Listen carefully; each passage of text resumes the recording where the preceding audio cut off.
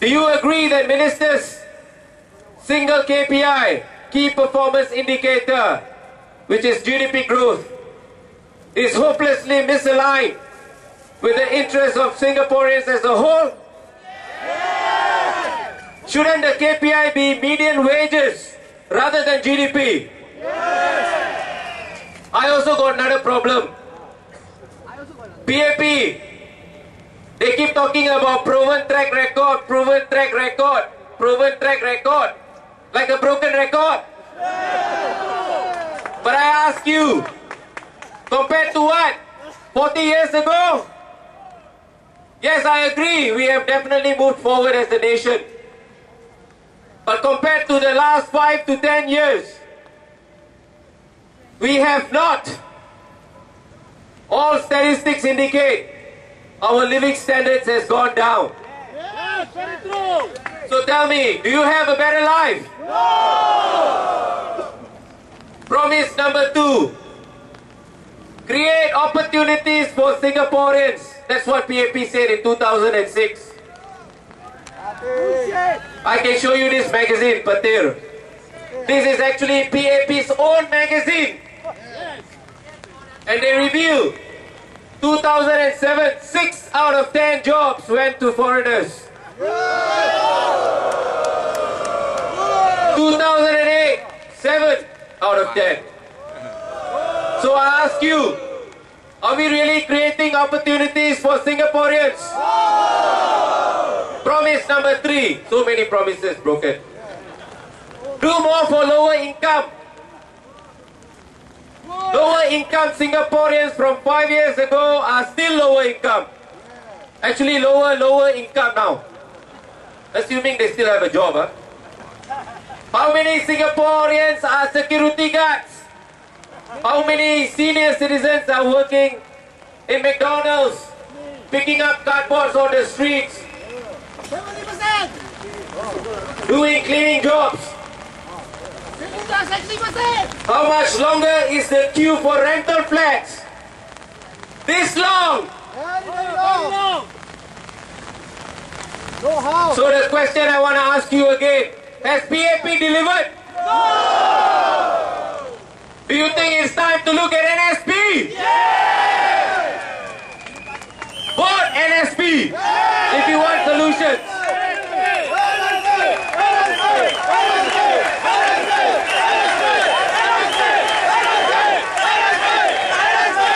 The 2011 manifesto, PAP's 2011 manifesto is much worse. Anybody read it?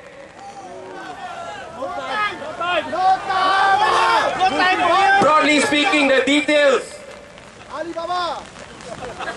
on how the lower income will be assisted are as follows.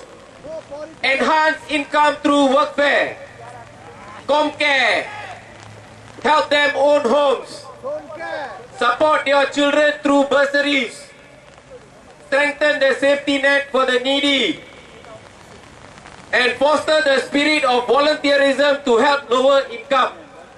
What does that mean? Foster volunteerism for lower income. You want me to volunteer to be lower income or what? That's what they mean. Clearly there's nothing new in 2011 PAP manifesto.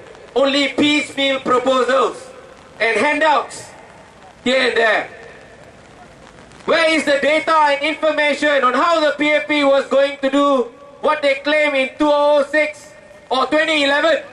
I ask you, where are the concrete plans on assisting lower income Singaporeans?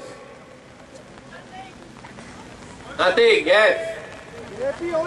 I say to you, my friends, the need to question PAP and how it plans to deal with a whole range of 21st century problems affecting Singaporeans cannot be more pressing. Cost of living, galloping HDB prices, huge influx of foreigners, its preoccupation with GDP, not distributing the gains made to the rest of the population, whose salaries have been largely stagnant in the last 30 year HDB loans, and in the inability of CPF savings to fund the retirement needs of an aging population. As far as the future is concerned, the PAP's 20 election manifesto does nothing. Never has the need for NSP candidates to be voted into parliament been greater. To hold the PAP to higher standards of accountability and transparency.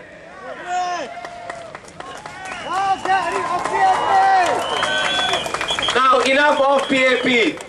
I'm tired of talking about PAP. So you may ask, what about NSP? What about our plans? Let me tell you our plans. For the economy, priority will be for Singaporeans. Priority in employment. Higher wages with stricter supply of foreign workers. Focus on industries with jobs suited to you, your aspirations. Financial support for small and medium enterprises. Singaporeans are straining under the rising cost of living. Part of the rise is a global phenomenon. Part of that contributed by national policies. We can do little about the rise in the prices of commodities and raw materials globally. But we can certainly do more on national policies. We will do cost recovery of public services, reduce GST, property prices, ERP, so on and so forth. Do it! Let's do it! The single largest factor that prevented our wages from rising is the large supply of foreign workers who are willing to accept lower pay than us. Alibaba workers! NSP wants to regulate this. My colleague will speak more on this. The focus of our economic policies should not be GDP growth, but wage growth and better quality of life. We need to pay attention to social costs more. Developing industries that match the abilities and inclinations of our people. Less reliance on industries that compete based on cheap labor. For example, our medical industry. We need to aggressively expand our medical trainees so that we have more doctors and more therapists and so on. Support the growth of local companies, small medium enterprises. A scheme for rental subsidies for shop holders and new companies so as to reduce cost of business. Making government-linked companies look outwards by limiting local market contributions so as to give space to our local companies to develop and grow. What about housing? Lower prices for first-time buyers of new HDB flats. More compassionate rules and regulations to avoid homelessness. Upgrading for you, no matter who you vote for. More HDB flats need to be built to support the growing population and shorten waiting times. High prices of HDB flats, long waiting times directly impact our total fertility rate by delaying marriages and having children. Due consideration must be given to the social cost of maintaining high HDB prices and longer-term economic cost of a rapidly aging population. PRs, permanent residents, must hold their HDB flats for a minimum of 8 years. We want to curb speculation. They must sell their HDB flats back to HDB only. Prices based on the lower market price or cost price. Besides national issues at the constituency level, let me tell you about our constituency plan. What NSP will do for you. We will hold 4 Meet the People sessions. Not once a month. We will come and see you in your house if you have an elderly parent or disabled. We will hold monthly policy discussions so that you can highlight your issues and grievances arising from specific government policies. If need be, as required of elected MPs, We will debate this issue in Parliament. We will not just sit down in Parliament and sit quietly. We will debate.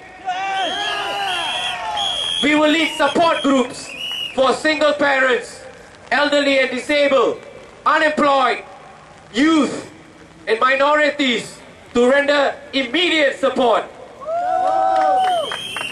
Government expenditure. We will increase funding for healthcare, more hospital beds, more subsidies for healthcare, less crowded public transport, transport subsidies for elderly, disabled and full-time students, including polytechnic and university students. We will review the current town council structure and pass on the cost savings and lower your service and conservancy charges.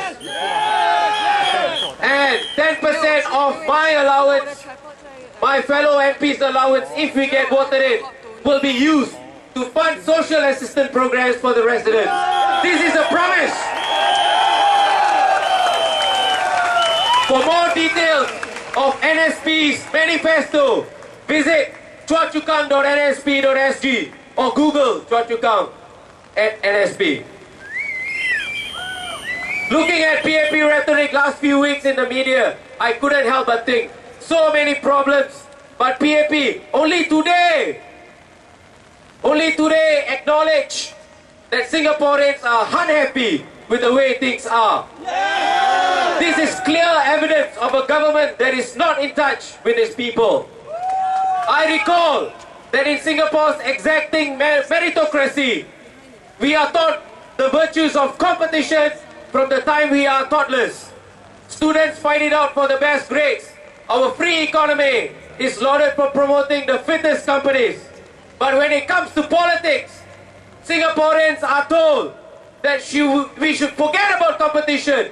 We should not have competition and embrace monopoly. Do you agree? We must have competition in Parliament.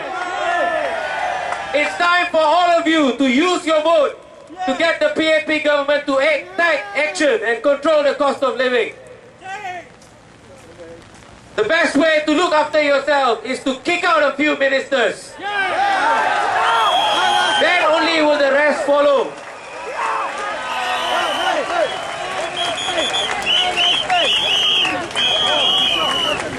I want to tell you one last thing.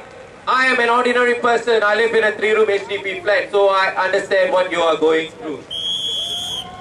Chua Chu Kang GRC, I am proud to be here. Chua Chu Kang residents, I am proud to be here with my fellow teammates, Tony Tan, Hazel Pua, Nolela, and Sebastian Teo. And I wish to say to you, you are number one. You come first. Chua Chu Kang come first. If given the opportunity, I will serve you to the best of my ability and represent your voice in Parliament. Vote for NSP. Vote for your future. Vote for Singapore.